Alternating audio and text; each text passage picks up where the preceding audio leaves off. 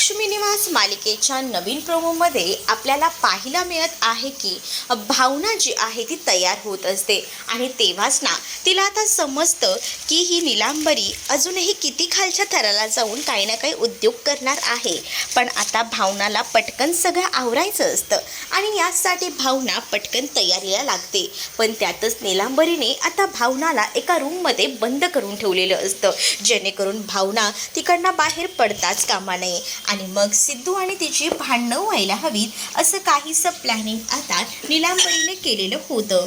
तेच नीलांबरीने कडी लावल्यानंतर भावना आतमध्ये अडकली जाते।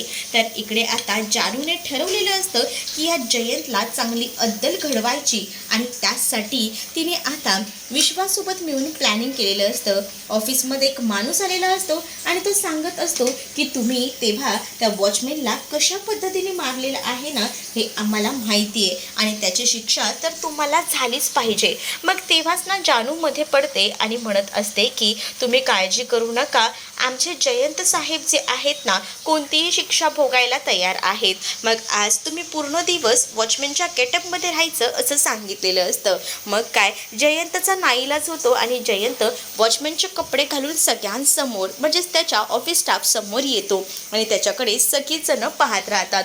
विश्वाला आणि जानूला मात्र या सगळ्याचा आनंद भेटत असतो।